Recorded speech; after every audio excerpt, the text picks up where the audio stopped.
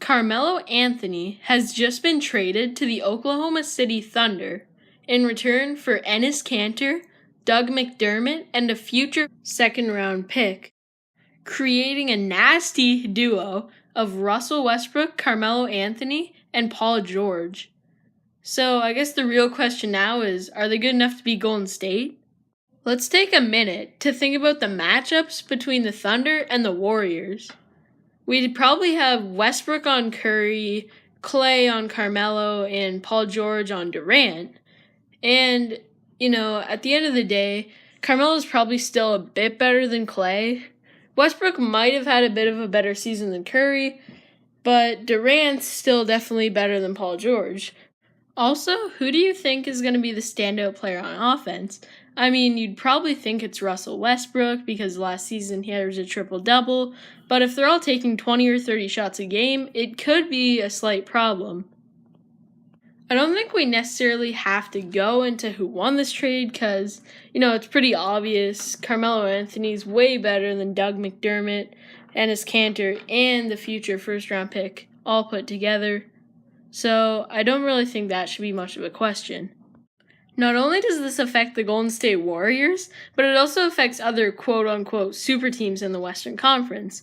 Like, I hate to say it, but the Houston Rockets. Because although they have an all-star backcourt of James Harden and Chris Paul, they're probably no match for this big three.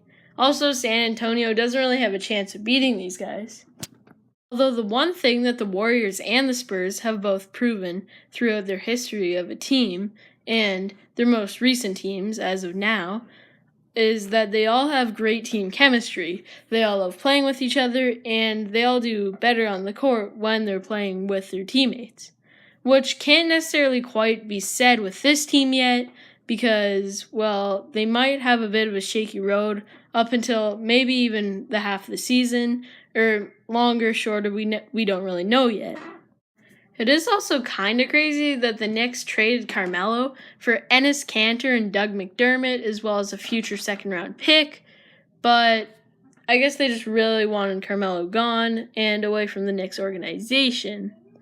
With that being said, I think this trade will still hurt the Knicks for the next 3 to 5 years, because although Carmelo was kind of hurting their chemistry, as well as Derrick Rose, they got rid of both those guys, but they're still in kind of an awkward rebuilding phase where they don't have all young guys, they're kind of messing up the drafts, and it's just really weird to be a New York Knicks fan right now. Not saying I am a Knicks fan, but if I was, it's kind of weird because I have no idea where our organization is going. I mean, at least if you're somebody like the Chicago Bulls, you're getting all young talent, you're kind of rebuilding and kind of trying to go the Philadelphia 76er route. The Knicks are the biggest market and basically have the most money to spend on players in the entire NBA, which is why I find it kind of weird that they didn't go after somebody on the Thunder like Russell Westbrook or Paul George. But maybe they did and they just got declined, so they had to kind of downgrade, a lot. And another thing is the Eastern Conference just keeps on getting weaker. I mean, the All-Star team is gonna look pretty hurting this year compared to the West.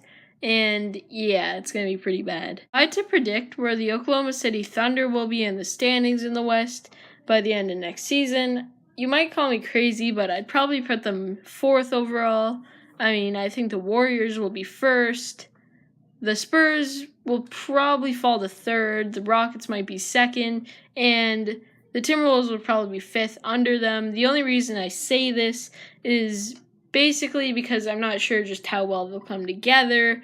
Carmelo Anthony doesn't exactly bring teams together like other players in this NBA do. Westbrook's still a pretty selfish player compared to like Chris Paul and James Harden. And even if they do become a lethal team in the playoffs or the second half of the season, they will definitely have a lot of struggles with the first half or maybe the first quarter of the season. And if you don't believe me and you call me crazy, just look at the Cavs when they first got LeBron, Irving, and Love. They started off the year 1-4, but then, 2 years later they won a championship.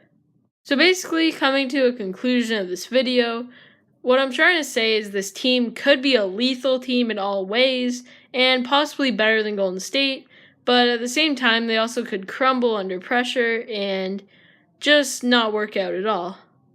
Also, drop a quick comment basically explaining if you were the GM of an NBA team and you had the option to either get Kevin Durant or Carmelo Anthony and Paul George, who you would choose. Thank you guys so much for watching, and make sure to hit the subscribe button, and you might as well turn on the post notifications while you're at it so you get notified every time I post a new video.